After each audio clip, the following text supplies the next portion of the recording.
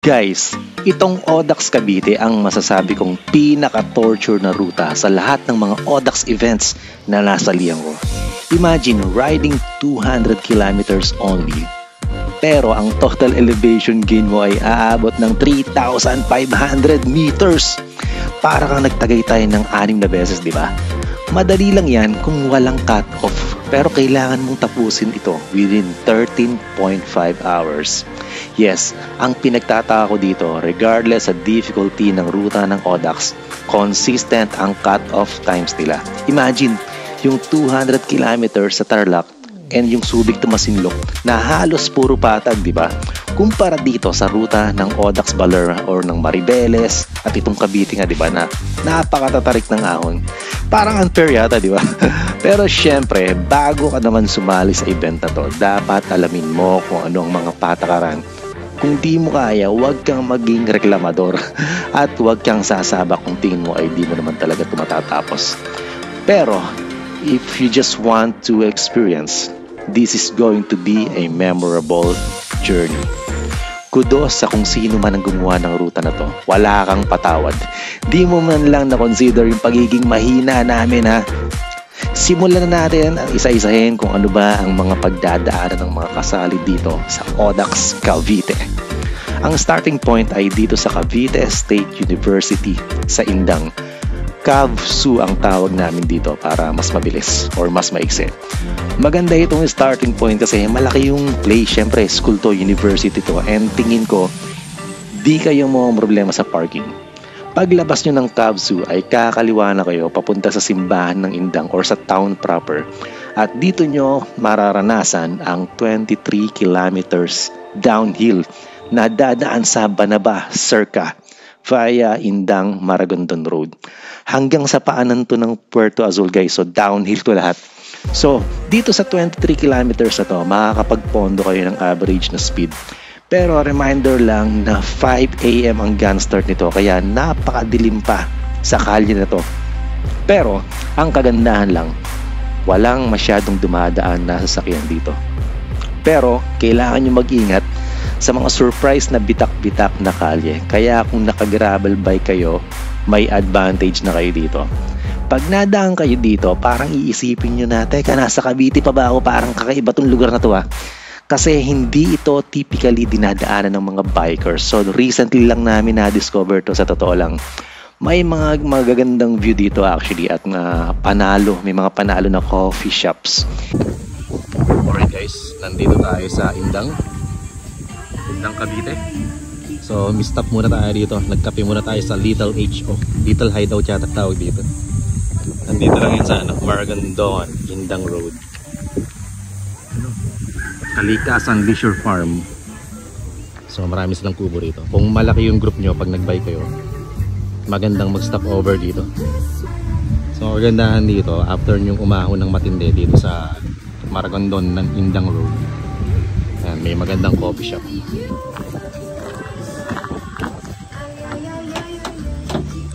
Nice.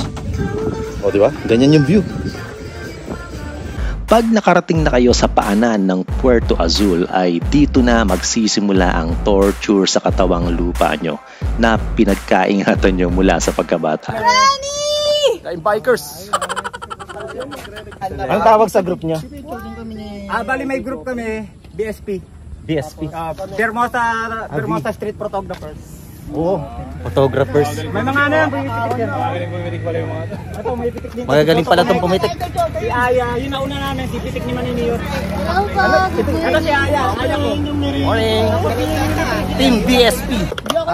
So be it. Nakikita ko YouTube niyan, so be it. Yan na yan, good morning mga alien. What's up mga alien? Yun! What's up mga alien? Good morning mga kasimangot. Kahit pala mag-isip din ako ng tagline, no? Good morning mga katingko. Shout out Katingo Warriors of General Trias Cavite. Okay, kasama natin mga pro na photographer daw to. Pwede ba picturean mo kami? Ayun, papapicture tayo kay ma'am. Guys, pipicture kami. Picture kami ni Si Ma'am Aya. First time yun na pupunta ng Vermont.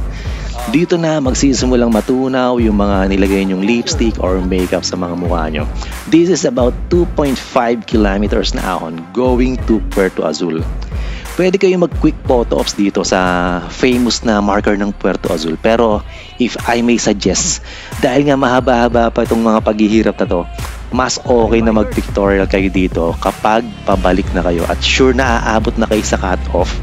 Pero since kakasimula nyo pa lang, tigilan nyo muna ang mga photo ops and try to cover as much distance as possible while wala pang init. Dahil pag nagsimula ng uminit, dito na isa-isang malalagas ang mga nasalantang siklista. This will separate the men from the boys. At this point ay 27.3 kilometers na ang nararide nyo. Pero after ng ahon na ito ay pupunta na kayo sa banayad na ahon papuntang Cabiang Tunnel. Sa punto na ito ay wala pang dapat ikabahala dahil di naman masyadong matarik actually yung kalye papuntang Cabiang Tunnel. Pero yung pabalik kaya, mamaya malalaman natin. Dito nyo mararanasan na para kayong nasa patag pero sobrang bigat si paan kasi dadaanan nyo yung tinatawag nilang magnetic hill. Pero ang totoo nyan guys, pag tinignan nyo sa bike computer nyo, nasa 7 hanggang 9% pala. Kaya mabigat pa dyan. Pero mukha siyang patag in actually, visually. Mukha siyang patag. Bago nyo marating ang Cabiang Tunnel ay huwag kakalimutang i-enjoy ang magandang view sa kanan dahil pag uwi nyo ay di nyo na yan papansinin sa sobrang laspag. Huwag kalimutang kumaliwa sa kilometer 33.6 dahil pag dumiretso kayo, maliligaw kayo sa Planet of the Apes. Magtataka kayo bakit biglang naglabasan yung mga unggoy sa kalye dahil papunta na pala kayo sa Cailabne. Alright? May isang mahabang downhill bago kayo pumasok actually dito sa Cabiang Tunnel at kailangan mag-ingat kayo dito dahil bandang dulo ay merong slight na right turn at maraming nakapark na sasakyan at mga nagpo-photo op sa tunnel. Kaya ingat at baka maging bowling alley yung tunnel. At this point ay nakaka 36.7 kilometers na dapat kayo pag dumating kayo ng Cabiang Tunnel. Pwede kayong mag-refill ng water dito kasi may mga tindahan dito sa magkabilang butas ng tunnel. Huwag niyong kakalimutang sumigaw sa loob ng tunnel para magsialis ang mga masasamang espiritu sa loob dito. Kailangan mas malakas ang sigaw nyo kumpara sa busina ng mga nakamotor guys ha. Huwag din kalimutan na mag-on ng ilaw pag nasa loob na kayo para kitang-kita kayo ng mga motorista na dumadaan sa tunnel. After nito ay ma-enjoy nyo na ulit yung 2 kilometers downhill papunta sa view deck and makikita nyo na yung beach sa turn natin. Dahil matarik ang downhill na to, be careful ulit sa kurbada guys. Pag narating nyo na yung Ternate Beach, huwag nyo kalimutang mag-picture sa gilid ng karsada while nasa likuran nyo ang payapang dagat. Sana ganyan din kapayapa ang weather sa araw na to. At isang malaking congratulations dahil natapos nyo na ang pinakaunang bundok sa buong ruta, ang Mount Palay National Park. Basically, natapos nyo na ang isa sa 10 ahon na pagdadaanan nyo sa ODAX na to. Yes, 10 group of climbs ito. Kaya hanga ako sa gumawa ng ruta. Pakilala ka sa akin at magpapapicture lang ako sa'yo. After nito ay patungo na tayo sa second na ahon na mayroong 4 kilometers lang naman na distance. Pero may mga portion kasi dito na umaabot ng mahigit 10% ang grade kaya hindi ito dapat maliitin kahit maliit lang na bundok ang aahurin. Pero ang kagandahan naman guys, around 43 kilometers mark ay nandun na kayo sa tuktok. At syempre, pag may ahon, may lusong. And isa pa malilim sa area na to guys. So yung lusong na to, may mga sharp curve at minsan may mga bus na dumadaan kaya iba yung ingat ang kailangan. Also, dapat alisto kayo kasi may mga namimitik sa area na to kagaya nila Chassis V at saka si LTRCB. Nandun sila normally sa last na kurbada bago nyo marating yung patag na area papuntang Jamil Coast or yung Pico de Lorna Beach. Kung sakaling hindi nyo makita yung pumipitik, pwede kayong balik na lang kayo ahon ulit tapos downhill kayo ulit. So mula sa paanan which is around kilometer 45 ay puro patag na merong slight headwind. Pwede kayong mag-quick na photo ops dun sa Pico de Lorna entrance. At didiretso na kayo sa pinakaunang checkpoint sa covered court sa Looc. Around 49.6 kilometers. Congratulations! Huwag niyong kakalimutan magpa-scan ng QR code dito. So yung mga sasali sa 100 kilometers or sa popular, dito na yung U-turn nyo. Kung sakaling di nyo pa nasubukan bumanat ng mga ahon dito sa Kaibiyang or sa Nasugbu or sa East West Road, mas okay din talaga na 100 kilometers na lang yung salihan. Pero kung naka-register na kayo sa 200 kilometers distance, banatan nyo na, sayang yung 1,200 na registration nyo. Kung late ka pa nag-register, malamang 2,000 na yung registration yan, di ba? Wala pang medal yun. So, kung mag-a-average kayo ng, let's say, 25 kph from the gun start, dapat nandito na kayo sa Looc at around 7:30 AM. Kasama na yung mga pahinga at pagsusuka along the way. I would suggest na sa checkpoint na to, kumain na kayo ng maraming saging, itlog, also tumira na rin kayo ng energy gels nyo. Because things are going to be serious in the next few kilometers. Kung titingnan nyo ang profile ng Nasugbu Road na ito, ang cute niya, di ba? Maliliit na bundok lang. Pero wait until you get inside this forest. Ang tawag namin dito sa ruta na to ay Kawayanan. Kasi andito yung Kawayan Cove. So ang tawag din namin dito is dun sa Kawayan. Kapag sinabi mong akit tayo dun sa Kawayan, so dito yun. Madadaanan nyo dun sa tuktok yung Kawayan Cove. Things will get very interesting dahil aabot na sa 18% grade ang ilang ahon dito. At mahaba na, guys. Medyo konti lang naman ang sasakyan dito, kaya safer magbike. Wala ring masyadong truck na dumadaan kasi nga sobrang tarik niya, di ba? Minsan lang may mga matatapat na bubuntot sa yung kotse or nakamotor, tapos bubusinahan ka habang nag-aagaw buhay ka sa pag-ahon. Mga siraulo eh. 9%. 13.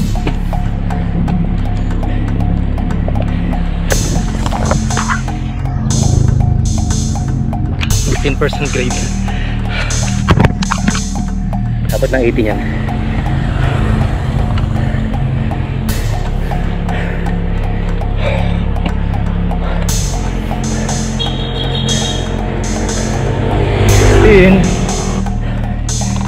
$17.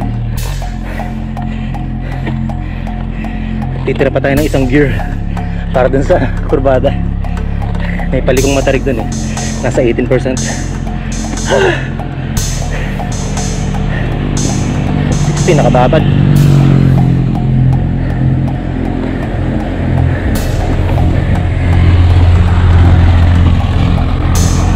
Dahil pala nagpahila ako dun. Naka-maintain tayo sa 180 watts. Mahaba pa to kaya huwag pwersahin. Heart rate 162. Takbo 4. 17% grade.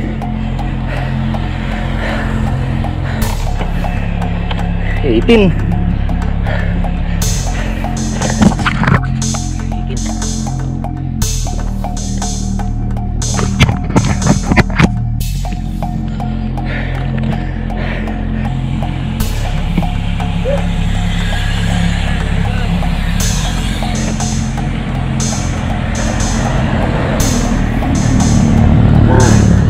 Hindi ko na mabati yung mga pababa. Pagod na eh. Ito na yung last na matarik. Pero 18% pa rin yata. Sa ngayon 10. Pero alam ko 18 yun. Kurbada. 14.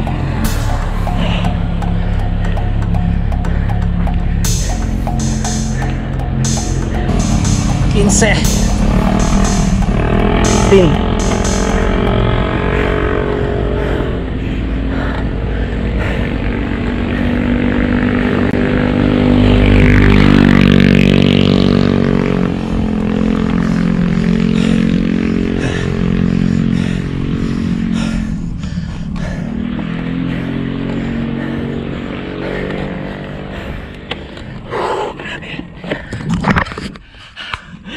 % grade. Okay, survive na natin yung pinakamahirap. Yung talaga yung torture eh. Mapalo ng 18 yung max, then nakababad ka sa 16. Grabe. Grabe, di ba? So hindi tayo pwede magreklamo kasi ginusto natin to. So 5 kilometers na lang yung Nasugbu. bayan. Kasi nakalagay yung sign ng Jollibee, 5K na lang. After mong makarating sa tuktok ng Punta Fego ay congrats dahil pababa ka na papunta sa poblasyon ng Nasugbu. May madadaanan kang gasolinahan dito sa kaliwa na merong restaurant guys. So dito kami madalas mag-stop over. Masarap ang sisig dyan tapos sasamahan mo ng 2 bottles habang malakas ang ulan. So the best magpahinga dito. Pagdating nyo sa poblasyon sa Nasugbu, hanapin nyo lang yung Dunkin Donuts sa kaliwa. At dun kayo papasok sa F. Alix Street. So after 1 kilometers guys mula dun sa kanto ay may makikita kayong Cafe Patricio sa kaliwa. So panalo yung restaurant dito kasi maluwag and kitang-kita nyo yung mga bundok na inahon nyo a while ago. Pero dahil cook per order dito, baka matagalan kayo pag dito kayo kakain. So next time nyo na lang to puntahan. It's nice to be back. Let's go! Let's go! Ito ang kuhan. Kailangan ituro mo kay Ragnar. Ay pre! Parang close. Private event nakalagay. Ayun no? Close private event. Kamalas. Guys, sayang nandito kami sa Cafe Patricio. Kaya lang sarado. Pumigado no? Sayang. Pwede pa dun pa. So yung kalye na to ay mahabang patag at medyo makipot siya. At madalas may makakasabay kang truck. Dati under construction to nung huling pumunta kami. So baka naman maayos na to sa ngayon. Dito kasi dumadaan yung mga truck dahil syempre mahihirapan sila dun sa ahon sa kawayanan, di ba? Isa pa, ito talaga yung shortcut papuntang Kaibiyang Tunnel or Magallanes. Kaya nagtataka ako dun sa gumawa ng route. Bakit di na lang dito idinaan? Nabawasan sana yung paghihirap natin, di ba? Pero dahil nga baliw tayo at naghahanap ng sakit ng katawan, ayun, dun tayo idinaan sa taas. So, ensure nyo lang na kargado na kayo ng tubig when you traverse this 12 kilometers road papuntang Cavite East-West Road. Also, bago kayo kumanan sa Cavite East-West Road, dapat may mga laman na yung tiyan nyo at bote dahil dito na magsisimula ang tunay na kalbaryo. At mapapaisip ka na naman kung bakit ko nga ba ginagawa to. Simple lang, baliw ka na kasi, nilamon ka na ng sistema. Sarap-sarap matulog sa bahay, mas pinili mong mahirapan, di ba? Umaabot lang naman ng 15% grade yung kalye dito at dahil walang masyadong puno, ang tip ko lang sa inyo, good luck. Matarik ang ahon at lusong dito sa Cavite East-West Road. Kaya huwag kayong bibitaw sa preno dahil baka magaya kayo sa akin. Actually guys, bago ko gawin itong video na to, I get into a bike accident while doing yung recon nitong Audax Cavite. I was at high speed going down dun sa bridge at around 69 kilometers per hour. Then may slight turn after ng bridge. And nawalan ako ng control sa bike dahil sa sobrang tuloy nito. So hindi ko siya maipreno kasi I think mawawash out ako at mas lalong malaking injury ang madadali ko. And nahihirapan din akong mag-turn sa right kasi sigurado mawawash out talaga ako. So I decided to hit the side of the road. So nag-overshoot ako and my back hit the deck very hard. Naghabol ako ng hininga for about 1 minute dahil yung baga ko ang tinamaan. So tumalsik ako and lumipad yung bike ko. Gasgas ang binti, butas ang bib short from Monton. By the way, not sponsored. Nagpahinga ng konti, then actually pumadyak na kami ulit. Pero I felt along the way na mahihirapan talaga ako. Kasi nahihirapan ako mag-inhale dahil sa sakit ng likod ko. So hirap akong umahon. So I decided to call a rescue and I decided na magpasundo na. Dahil palaban tayo, doon na tayo nagpasundo sa Puerto Azul. Imagine, from this East-West Road ay naiahon ko pa ng 30 kilometers papuntang Kaibiyang hanggang Puerto Azul. Diba? Baliw talaga tayo. Gagi. So, ang East-West Road na to ay approximately 10 kilometers of combination ng rolling hills, downhills, and killer climbs. Yes, killer climb siya. Hindi ko to ina-exaggerate guys ha. Kayo na humusga pagka nandun na kayo sa ruta. Pangdagdag sa killing power ng ruta na to ay yung walang masyadong puno. Kaya matutusta ka talaga sa init dito. Also, mas mararamdaman mo na yung pagkalaspag sa pagtahak mo sa desyerto na to.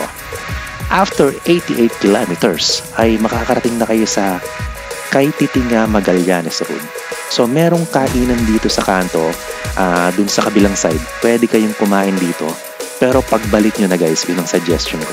So kakanan kayo dito at tatahakin nyo ang maaliwalas na landas patungo sa Kaytitinga.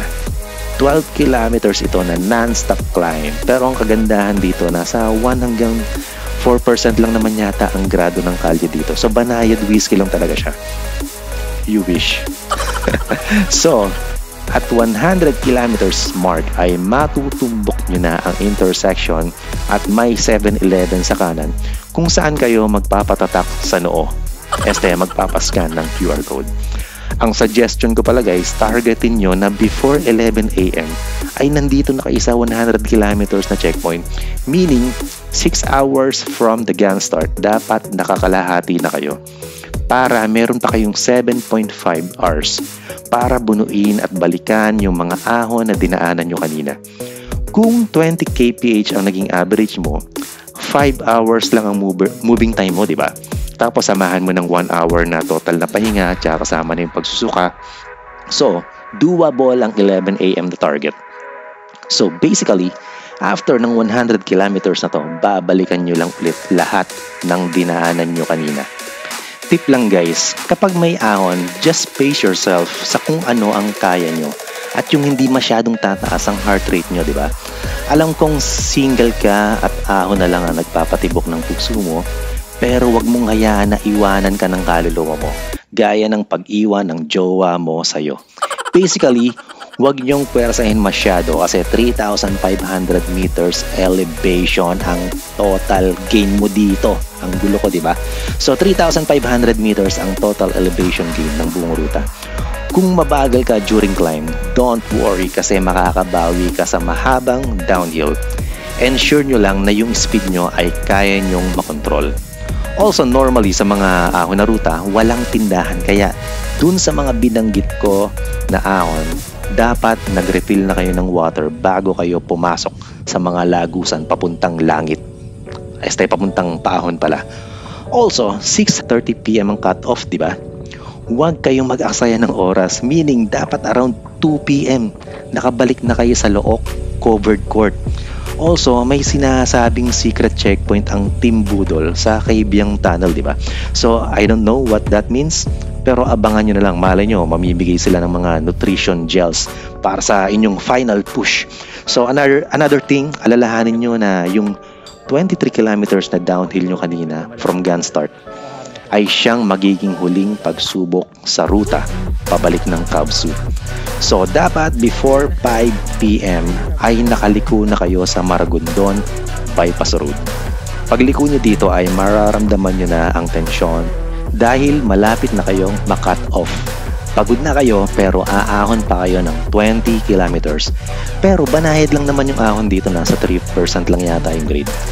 Make it sure na kargado ang mga bote nyo dahil walang tindahan along the way. Baka makakita kayo ng tindahan dun na sa Indang. Syempre, don't forget to enjoy every moment guys. Ito naman yung hanap natin, di ba? Mapapalad tayong nabigyan ni Lord ng lakas para makapagpatuloy sa pagpadyak. Yung iba siguro gusto nilang sumali, pero baka may sakit, walang bike, may nasabay na ibang lakad, kulang sa ensayo. Hanga ako sa mga sasabak sa ruta na to. Though, di na ako magugulat kung halos kalahati magiging DNF or did not finish. Imagine, sa Baler, ang alam ko nasa 35% ang hindi nakatapos doon. Pero ang elevation gain doon, 2,000 meters lang. Pero dito sa Audax Cavite, halos doble ang elevation gain. Kaya ang number 1 tip ko talaga sa inyong lahat, good luck!